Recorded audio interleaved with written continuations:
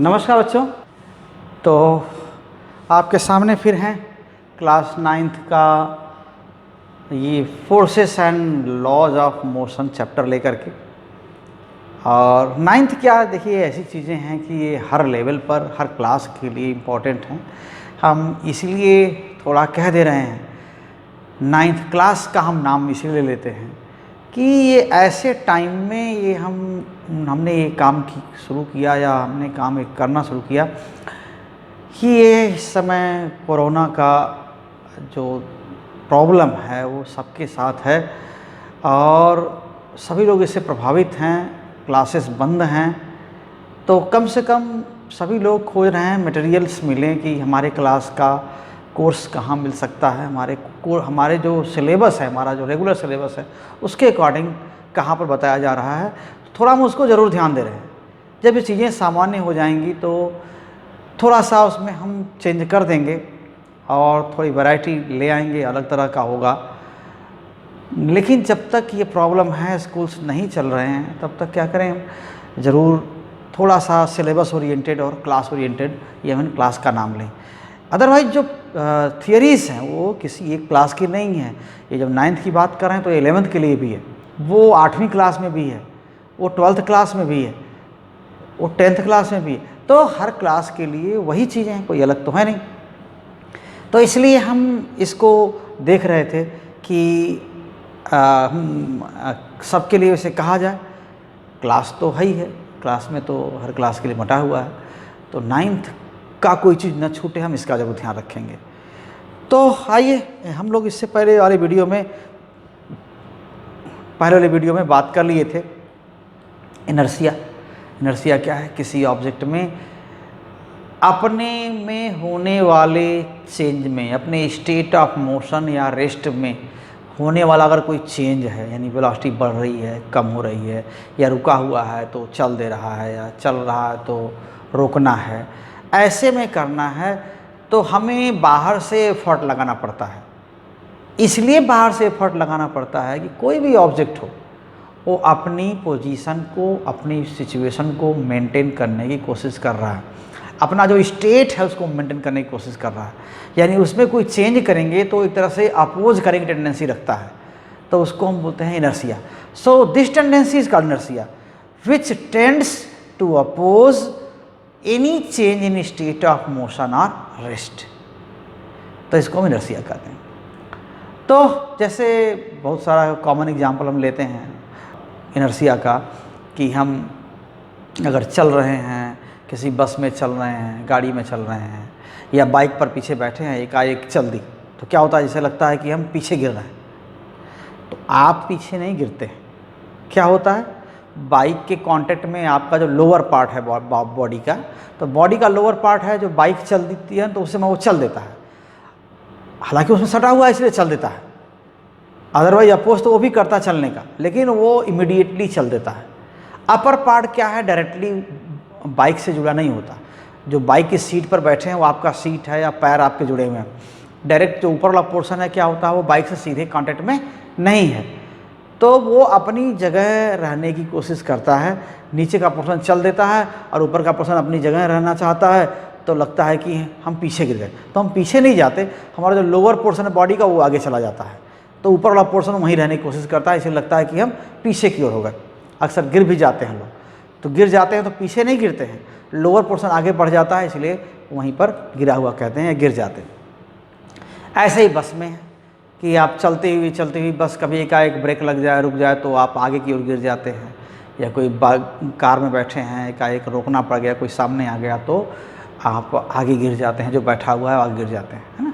तो इसीलिए बोलते हैं ना सीट बेल्ट लगाने के लिए, कि कोई टक्कर हो, एकाएक मोशन में कमी आए, तो आप तेज़ बहुत चल रहे हों और टक्कर हो जाएगी तो क्या होगा, आपकी गाड़ी रुक जाएगी, तो क्या होगा, आपका बॉडी क्या होगा, चलते रहने की कोशिश करेगा, क्योंकि वो जितना हो सके, जो भी कार का कोई भी पार्ट भी क्यों ना हो, वो भी क्या होगा, वो अपनी मोशन को बनाए रखने की कोशिश करेगा ड्यू टू इनर्शिया। इसीलिए इनर्शिया बोलते हैं कि वो जैसा है वैसा ही बने रहने की कोशिश करेगा, यानी इनर्ट जैसे काम करता रहेगा, इनएक्टिव जैसे।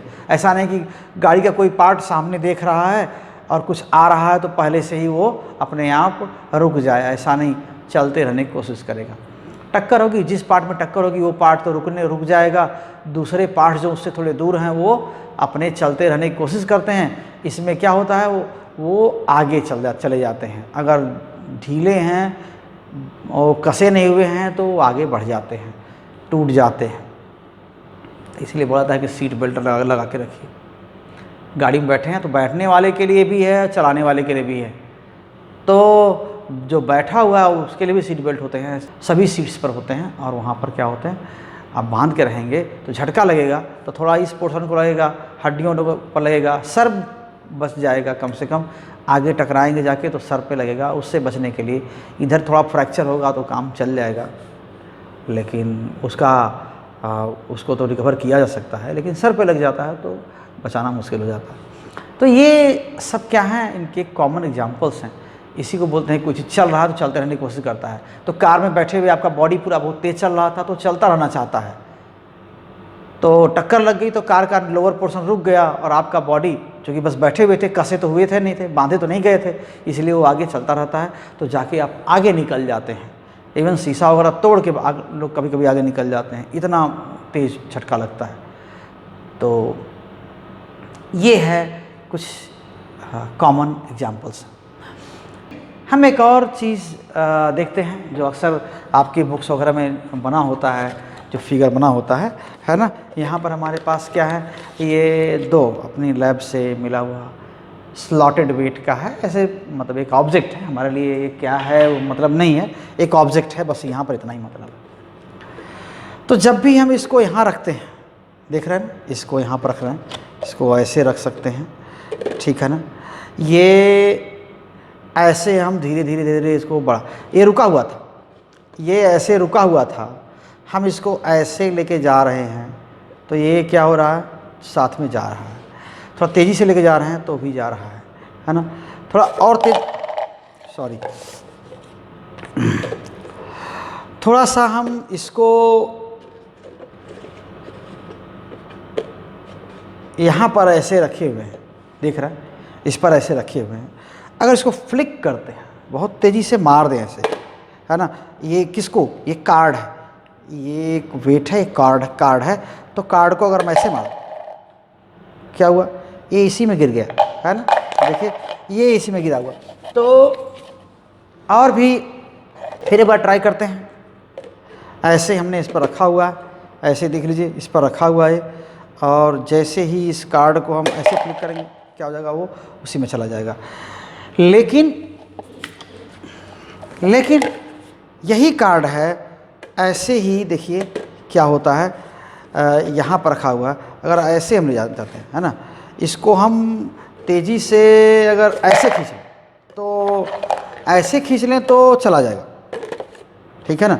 अगर ये यहाँ रखा हुआ है, यहाँ रखा हुआ है ऐसे, अगर तेज़ी से खींच लें तो चला जाएगा, कार्ड ऐसे तेज़ी से खींच लें तो चला जाएगा उसमें। लेकिन अगर क्या होता है, ये अगर ऐसे रखा हुआ है, अगर ऐसे हम धीरे धीरे ले जाएं तो चला जाता है, ये आगे पेपर के साथ जाएगा, गिरेगा नहीं। लेकिन झटके से तेज़ी से खींच दे तो क्या हो जाएगा, गिर जाएगा, उसी में पेपर छोड़ देगा। तो हो क्या रहा है, इन दोनों में अंतर क्या है। हालांकि बुक में आपको लिखा होता है कि बस ऐसे आप मार दीजिए, चाहे धीरे या ज़ोर से, जैसा भी कुछ कहा नहीं गया है।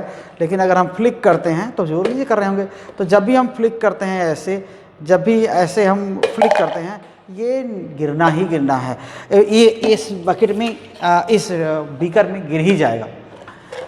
तो क्यों ये जब धीरे धीरे चल रहा है, ऐसे चल रहा है, तो क्यों साथ चला जाता है, और जब तेज़ी से खींचते हैं तो क्यों ये गिर जाता है। तो देखिए क्या होता है, ठीक है। पहले क्या था, ये पेपर पर रुका हुआ था, ये कार्ड पर रुका हुआ था।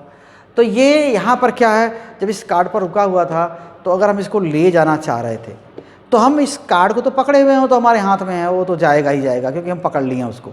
इसको हम नहीं पकड़े हैं, ये बस कार्ड पर रखा हुआ है। तो हम कार्ड को खींच रहे हैं तो ये क्यों आगे जा रहा है ना। हम कार्ड को खींच रहे हैं ऐसे रख के, तो ये भी चला जा रहा है, देख रहे हैं ना, ये जो आपका वेट है, स्लॉटेड वेट है, ये डिस्क बोल सकते हैं। तो डिस्क भी क्या हो रहा है, ऐसे चला जा रहा है, क्योंकि हम इसको तो खींच नहीं रहे हैं। तो इसकी वजह क्या है, इसलिए कि ये फ्रिक्शन है किसके बीच में, इस मेटल पीस, इस डिस्क और इस पेपर कार्ड के बीच में क्या है, कार्ड के बीच में फ्रिक्शन है। ये क्या करना चाहता है, आपस में रगड़ते हैं, यानी एक के ऊपर दूसरा सरकना नहीं चाहता। तो जब हम खींचते हैं तो कागज़, ये जो आपका पेपर है, कार्ड है, वो सरक के आगे ही नहीं जाता, वो रगड़ता है, इसको लेके आता है साथ में। तो जब हम इसको धीरे से लेके जाते हैं तो जीरो वेलोसिटी से थोड़ी वेलोसिटी होती है ना, जीरो वेलोसिटी से वेलोसिटी क्या होती है, थोड़ी सी होती है, थोड़ी मतलब कम ही चेंज करना है। जीरो वेलोसिटी है और धीरे से लेके जा रहे हैं तो वेलोसिटी में कम ही चेंज करना है। तो कम टाइम में ये भी करना है कि कम टाइम में जो भी टाइम है, हमको कम टाइम में कम ही वेलोसिटी चेंज हो रही है। तो वेलोसिटी में जब चेंज करना होता है तो फोर्स लगाना पड़ता है, पहले बता दिया। तो यहाँ पर कम फोर्स की ज़रूरत है, किसको, इसको सरकने से बचने के लिए इसको फोर्स की ज़रूरत है कि नहीं, फ्रिक्शन की ज़रूरत है कि नहीं। तो इसलिए हम जब खींच रहे हैं तो फ्रिक्शन की वजह से क्या है, इस पर ये चिपका रह जा रहा है, नहीं जा रहा है। और जितना फ्रिक्शन है मैक्सिमम, लिमिटिंग फ्रिक्शन जिसको बोलते हैं, मैक्सिमम जितना फ्रिक्शन हो सकता है वो फ्रिक्शन इसको खींच ले आने के लिए सफिशिएंट है। तो इसलिए क्या करता है, ये कार्ड इसको खींच ले आता है आगे, है ना, फ्रिक्शन से। लेकिन अगर हम ऐसे कर दें तो जीरो वेलोसिटी से बहुत ज़्यादा वेलोसिटी में चेंज करना पड़ता है और बहुत कम टाइम में। जब कम ही टाइम में वेलोसिटी में ज़्यादा चेंज करना पड़ता है तो फिर स्ट्रांग फोर्स की ज़रूरत पड़ती है, तब ज़्यादा फोर्स की ज़रूरत पड़ती है, क्योंकि हमने झटके से खींच दिया, हमने ऐसे खींच दिया। तो ऐसे खींचने का मतलब है कि कम ही टाइम में वेलोसिटी में चेंज बहुत ज़्यादा करना है। किसकी वेलोसिटी में चेंज, ये जो आपका डिस्क है इसकी वेलोसिटी में ज़्यादा चेंज करने की ज़रूरत है। हम क्योंकि पेपर की वेलोसिटी बहुत ज़्यादा चेंज हो रहा है, पेपर की वेलोसिटी में बहुत ज़्यादा चेंज हुआ थोड़े टाइम में। तो पेपर के साथ इसको जाना है तो इसकी वेलोसिटी में बहुत ज़्यादा चेंज होना चाहिए, और बहुत जल्दी चेंज करना है और ज़्यादा चेंज करना है तो ज़्यादा फोर्स की भी ज़रूरत है। तो इनके बीच जो फ्रिक्शन है ना, उतना फोर्स दे नहीं पाता।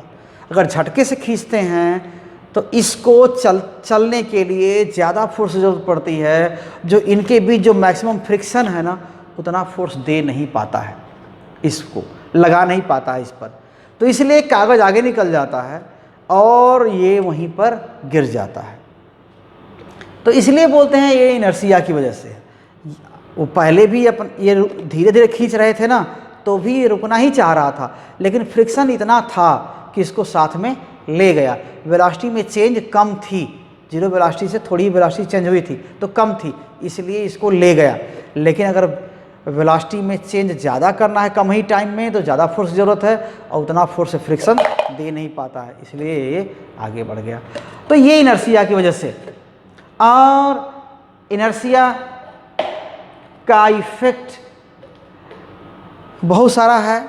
हम देखते हैं कि आप कई एग्जाम्पल्स आते हैं, बस वाला तो वही है कि बस में बैठे हैं, एकाएक बस चल दी तो आप पीछे क्यों गिर जाते हैं, क्योंकि लोअर पोर्शन आपके बस के साथ चल देता है, अपर पोर्शन क्या होता है, रुका ही रहता है, रुकना ही चाहता है इनर्शिया की वजह से, तो वो नहीं आगे बढ़ता, या कहीं वहीं रुकना चाहता है, नीचे वाला पोर्शन आगे बढ़ जाता है तो गिर जाते हैं पीछे।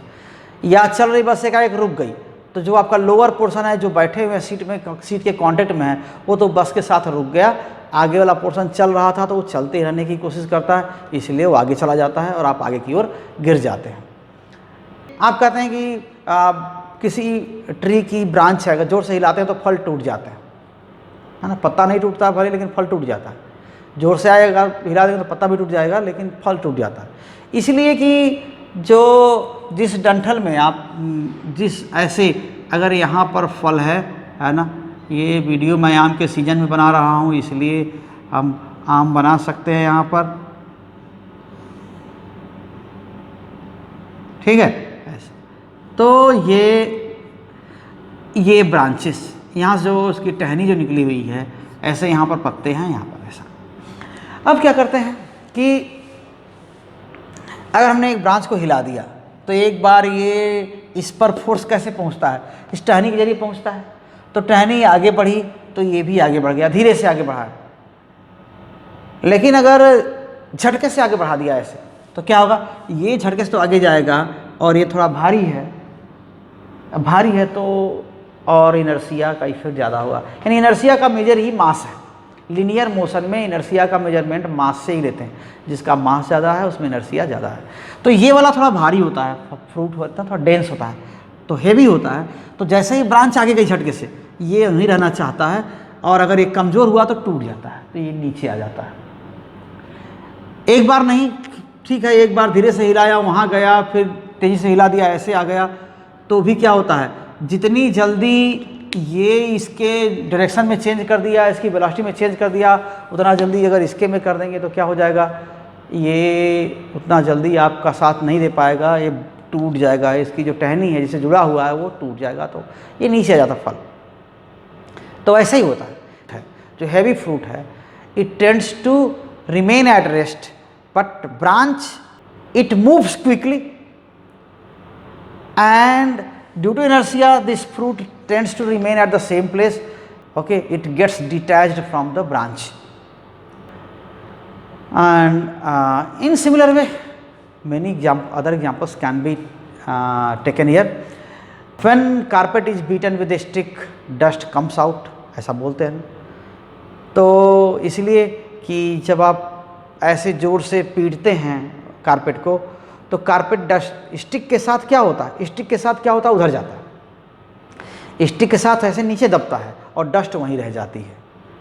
या इवन स्टिक दबती है जोर से तो जो हवा है उसमें भरी हुई ना वो तेज़ी से बाहर निकलती है, तो वो भी डस्ट को बाहर निकाल देता है। आप टॉवेल वगैरह कोई ऐसे झटकते हैं तो पानी क्या होता है, निकल जाता है उसमें से। भीगा हुआ तौलिया है, ऐसे झटकते हैं तो क्या होता है, वो पानी उसमें बाहर निकल जाता है। इसलिए कि वाटर क्या है, हैवी है, जगह जगह फंसा हुआ है उसी में। अगर ऐसे करके झटके से करते हैं, इधर नीचे ऐसे झटका मारते हैं तो क्या होता है कि पानी वहीं रह जाएगा, डिटैच हो जाएगा। क्योंकि वो हर पार्ट, टॉवेल का भी हर पार्ट जो वो भी चाहता है कि हम वहीं रह जाए, लेकिन वो जुड़ा हुआ है। चूँकि जो स्ट्रैंड्स हैं, जो यार्न है उससे जुड़ा हुआ है, आपके हाथ से पकड़ा गया है वो, तो जब भी पकड़ते हैं तो वो तो नीचे आ जाता है पोर्शन, लेकिन पानी जो फ्री हो सकता है वहाँ से वो ऊपर ही रह जाता है ना, और वो अलग हो जाता है और तौलिया नीचे आ जाता है। तो इसलिए पानी अलग हो जाता है। कभी कभी आपको झटका आने पर ऐसे वो झटके से पानी भी चल देता है, तौलिया हालांकि अलग हो जाएगा लेकिन पानी भी चल जाता है, आपके मुंह पे आ जाता है ना। ऐसे करके झटका लगाते हैं, ये ऐसे करके ये इधर करते हैं तो पानी अलग होकर क्या होता है, ऐसे नीचे गिरता है, आपके ऊपर गिर जाता है और तौलिया आगे चला जाता है। तो ये इनर्शिया के कुछ एग्जाम्पल्स हैं जो बहुत ही काम आते हैं, बहुत ही बार बार एग्जाम में पूछे जाते हैं। तो यही फर्स्ट लॉ ऑफ मोशन और इनर्शिया है, ठीक है ना। हम अगले वीडियो में थोड़ा सा देखेंगे कि मोमेंटम और आगे सेकेंड लॉ ऑफ मोशन के बारे में बात करेंगे। अभी इस वीडियो को बच्चों रोकते हैं। तो थैंक यू वेरी मच। अगर आप इस चैनल पर नए हैं तो आपको सब्सक्राइब करिए प्लीज़। अगर आप पहले से परिचित हैं, देख रहे हैं, तो आप शेयर करिए, वीडियो को लाइक करिए और अपने कुछ जो कमेंट हैं वो हमारे तक पहुंचाइए। तो थैंक यू वेरी मच। फिर मिलते हैं अगले वीडियो में, तब तक के लिए नमस्कार।